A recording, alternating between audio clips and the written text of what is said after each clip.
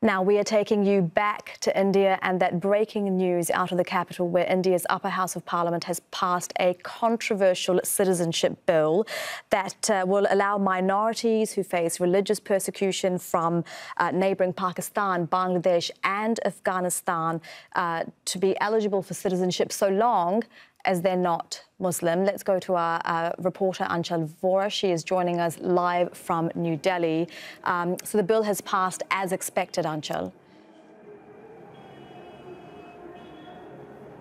Absolutely. It was always clear that the bill will sail through, even through the upper house. It sailed through lower house day before comfortably, and now it has been passed even in the upper house, which means that now there is a legislation in India called the Citizenship Amendment Bill, which will ensure that religious minorities, but only from 6 religions, Hindus, Sikhs, Buddhists, Jains, Parsis and Christians from Afghanistan, Pakistan and Bangladesh can claim Indian citizenship provided they can prove that they were religiously persecuted in these countries. But it excludes Muslims, and that's the big one here.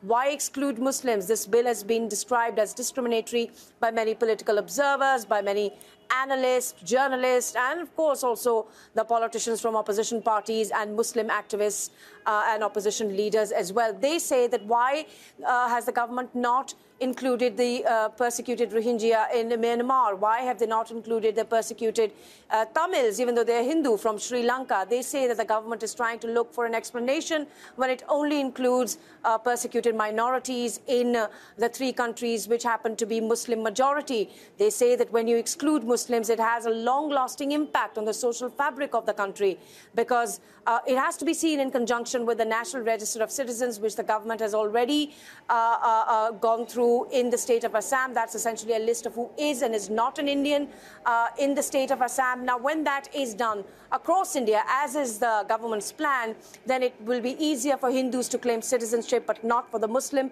This is the fear of many opposition leaders, and there is a palpable sense of fear in the areas where Muslim Indian citizens live.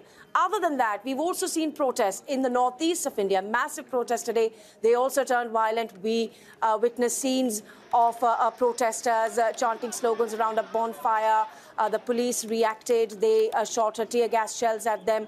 We've also learned that the Indian Army is on standby in Assam. 1 column, that's 70 soldiers on standby in the state of Assam, and 2 columns of Indian soldiers, that's 140 soldiers, on standby in Tripura, where also we've seen protests. These people, however, are protesting for different reasons. They're saying they don't want any migrants to be given Indian citizenship, whether Hindus or Muslims, because they want to protect their indigenous culture and their livelihood. Northeast of India has had a longer history of opposition to Bengalis, especially those who originally are from Bangladesh. Anchal, thank you for that. For now, that is Anchal Vora with all the latest on that breaking news from India. Thank you.